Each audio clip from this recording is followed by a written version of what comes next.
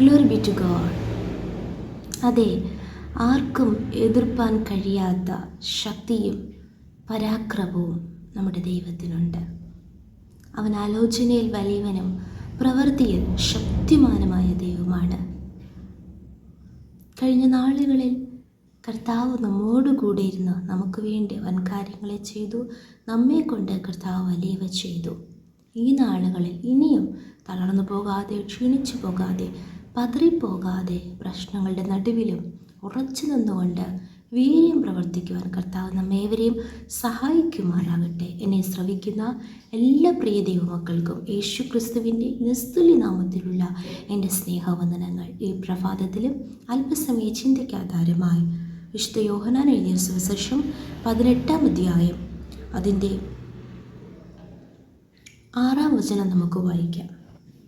അവിടെ നാം ഇങ്ങനെ വായിക്കുന്നു: ഞാൻ തന്നെ എന്ന് അവരോടും പറഞ്ഞപ്പോൾ അവർ പിൻവാങ്ങി നിലത്തു വീണു. ഈ ഭാഗം നമുക്കെല്ലാവർക്കും സുപരിചിതമായ ഒരു വേദഭാഗമാണ്. അതായത് നമ്മുടെ കർത്താവായ യേശു ക്രിസ്തുവിനെ പിടിക്കുവാൻ വേണ്ടി 3-ാം വചനത്തിൽ നാം വായിക്കുന്നു: യൂദ പട്ടാളത്തെയും മഹാപുരോഹിതന്മാരും പരീശന്മാരും അയച്ച ചേവകരെയും കൂട്ടിക്കൊണ്ട് തീവെട്ടിപ്പന്തങ്ങളും ആയുധങ്ങളുമായി അവിടെ വന്നു. അതെ, അത് യേശു ക്രിസ്തുവിനെ കുറിച്ചുള്ള ദൈവത്തിൻ്റെ ഒരു പദ്ധതി, വചനത്തിൻ്റെ നിവൃത്തീകരണത്തിനാണ് അങ്ങനെ കടന്നു വന്നത്. എന്നാൽ 4-ാം വചനത്തിൽ യേശു തനിക്ക് നേരിടുവാനുള്ളത് എല്ലാം അറിഞ്ഞു പുറത്തു ചെന്നു. അതെ, യേശുവിന് സകലതും അറിയാമായിരുന്നു. അവർ എന്ത് ചിന്തിച്ചു കാണും? യേശുവിനെ ഇതൊന്നും അറിയത്തില്ല, യേശു പെട്ടെന്ന് ഭയക്കും, ഭ്രമിക്കും എന്നൊക്കെ. എന്നാൽ യേശുവിന് സകലതും അറിയാമായിരുന്നു, തനിക്ക് നേരിടുവാനുള്ളത്. പ്രിയ ദൈവമക്കളെ, ആ യേശു കർത്താവ് ഇന്നും തൻ്റെ പ്രിയജനത്തിന് അവർ നേരിടുവാനുള്ളതൊന്നും അറിയിക്കാതെ കർത്താവ് ചെയ്യുകയില്ല. ചില കാര്യങ്ങൾ ദൈവം അറിയിക്കത്തില്ല എങ്കിലും നാം നേരിടുവാനുള്ളത് കർത്താവ് വചനത്തിലൂടെയോ ദർശനങ്ങളിലൂടെയോ ദൈവ ശബ്ദങ്ങൾ മൂലമോ ദൈവികാലോചന പ്രകാരമോ കർത്താവ് നമ്മെ അറിയിക്കും. എന്നാൽ അതറിഞ്ഞ നാം പ്രതിസന്ധികൾ കടന്നു വരുമ്പോൾ, പ്രശ്നങ്ങൾ കടന്നു വരുമ്പോൾ ഉറച്ചു നിൽക്കുമെങ്കിൽ ദൈവത്താൽ നാം വീര്യം പ്രവർത്തിക്കും. ഇവിടെ യേശു അത് അറിഞ്ഞിരുന്നത് കൊണ്ട് യേശു അവരോട് തന്നെ ചോദിക്കുകയാണ്. 5-ാം വചനത്തിൽ 4-ാം വചനത്തിൽ നിങ്ങൾ ആരെ തിരിയുന്നു എന്ന് അവരോട് ചോദിച്ചു. നസ്രയനായ യേശുവിനെ എന്നവർ ഉത്തരം പറഞ്ഞപ്പോൾ അത് ഞാൻ തന്നെ എന്ന് യേശു പറഞ്ഞു. അവനെ കാണിച്ചു കൊടുക്കുന്ന യൂദയും അവരോടുകൂടി നിന്നിരുന്നു. ഞാൻ തന്നെ എന്ന് അവരോടും പറഞ്ഞപ്പോൾ അവർ പിൻവാങ്ങി നിലത്ത് വീണു. നമുക്കെന്ത് ഇതിൽ നിന്ന് മനസ്സിലാക്കുവാൻ കഴിയും എന്ന് വെച്ചാൽ, യേശുക്രിസ്തുവിൻ്റെ മുൻപിൽ ഈ ഭൂമിയിലെ യാതൊരു അധികാരങ്ങൾക്കും നിവർന്നു നിൽക്കുവാൻ കഴിഞ്ഞില്ല. അവർ നിലത്ത് വീഴുവാൻ ഇടയായിത്തീർന്നു. കാരണം എന്താണെന്നറിയാവോ? യേശുക്രിസ്തു ഈ ഭൂമിയിൽ ജീവിച്ചപ്പോൾ ഒരിക്കലും സ്വന്തം ഇഷ്ടം കൊണ്ടല്ല ശുശ്രൂഷിച്ചത്, സ്വന്തം ഇഷ്ടം മൂലമല്ല പ്രവർത്തിച്ചത്, സ്വന്തം ഇഷ്ടങ്ങളൊന്നുമല്ല ചെയ്തത്. പിതാവിൻ്റെ ഇഷ്ടം മാത്രം ചെയ്ത് പിതാവ് തന്നെ അയച്ച പ്രവൃത്തിയൊക്കെ തികച്ച് പിതാവിനെ തൻ്റെ പ്രവൃത്തിയാൽ, തൻ്റെ ശുശ്രൂഷയാൽ മഹത്വപ്പെടുത്തി പിതാവിനെ പ്രസാദിപ്പിച്ച ആ യേശു ക്രിസ്തുവിന് കർത്താവ് സകല അധികാരവും നൽകിയിരുന്നു.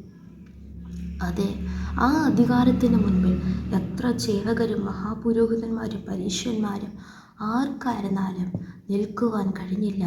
അവർ നിലത്ത് വീഴുവാനിടയായിത്തീർന്നു. അങ്ങനെയാണെങ്കിൽ ആ യേശു ക്രിസ്തുവിൻ്റെ രക്തത്താൽ വീണ്ടെടുക്കപ്പെട്ട ദൈവമക്കളായ നമുക്ക് ഓരോരുത്തർക്കും കർത്താവ് അധികാരം നൽകിയിരിക്കുന്നു.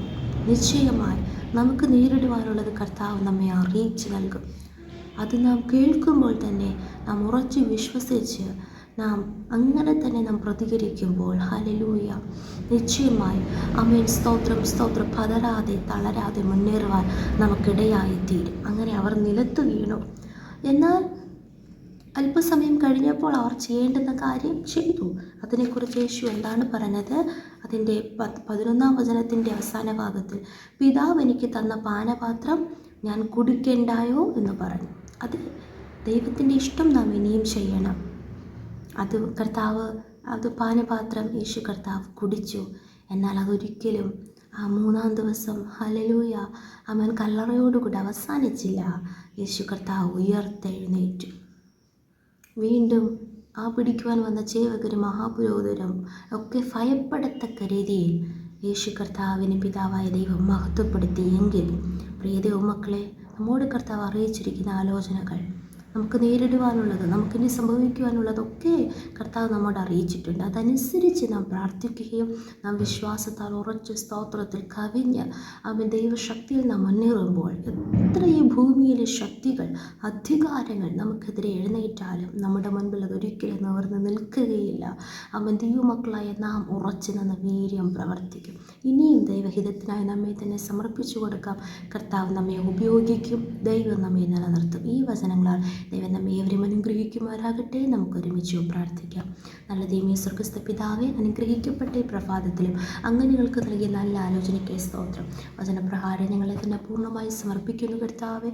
ഈ നാളുകളിൽ ഞങ്ങളെക്കുറിച്ചുള്ള ദൈവ ഇഷ്ടം എന്താണെന്ന് തിരിച്ചറിഞ്ഞുകൊണ്ട് ഓരോ നാളും ദൈവശബ്ദത്തെ കേട്ട് ദൈവത്തെ പ്രസാദിപ്പിച്ച് ദൈവത്തെ മാത്രം മഹത്വപ്പെടുത്തിക്കൊണ്ട് ജീവിപ്പാൻ ഞങ്ങളെ തന്നെ പൂർണ്ണമായി സമർപ്പിക്കുന്ന കർത്താവേ, നാടുകൾ കർത്താവ് ഞങ്ങൾക്ക് അധികാരം നൽകിയിരിക്കുന്നുവല്ലോ.